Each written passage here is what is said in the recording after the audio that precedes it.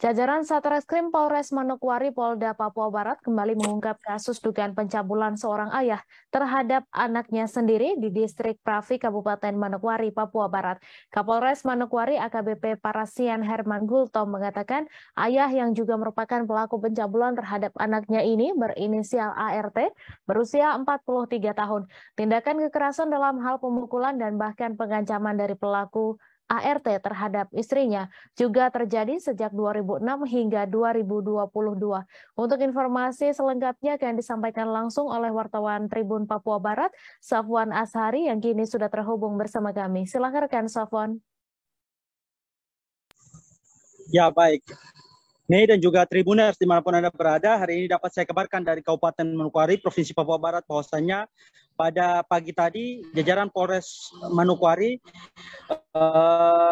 yang dipimpin langsung oleh Kapolres Manokwari Parasian Herman Gultom telah merilis pengungkapan kasus pencabulan terhadap seorang anak di Kabupaten Manokwari yang mana pelakunya yakni merupakan ayah kandung dari korban tersebut. Nah, pada pengungkapan kasus ini polisi telah menetapkan ART yang mana merupakan seorang ayah dari korban pencabulan tersebut sebagai tersangka pada kasus pencabulan ini. Nah, berdasarkan kronologis kejadian, ART ini sebelum melakukan pencabulan terhadap anak kandungnya, terlebih dahulu jauh dari kasus ini mereka sebelumnya telah melakukan kasus kekerasan terhadap istrinya begitu. Nah, pada kronologi yang kami terima, kekerasan yang telah dilakukan oleh ART ini terjadi sejak 2006 hingga 2022 ini. Dan berdasarkan kronologis yang disampaikan oleh Kapolres bahwa pelaku ART ini beliau melakukan kekerasan terhadap istri dengan beberapa ancaman dan menggunakan alat tajam sebagai rangkaian daripada kejadian ini, hingga si buah hati dilahirkan oleh istrinya ini.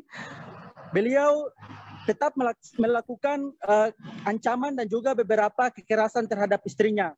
Nah, setelah anaknya lahir dan berusia 13 tahun, ART ini melakukan tindakan tak senonoh terhadap anaknya dan melakukan pencabulan terhadap anaknya lebih dari satu kali. Nah, sementara berdasarkan kronologis yang mereka gali dari hasil pengungkapan kasus ini, mereka menemukan bahwa selain pencabulan yang lebih dari satu kali ini, ART juga melakukan tindak asusila layaknya suami istri terhadap anak di bawah umur ini, terhadap darah dagingnya sendiri maksud saya. Nah,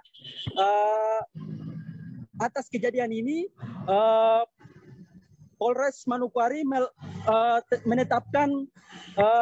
menerapkan pasal 76D dan atau pasal 76E junto pasal 81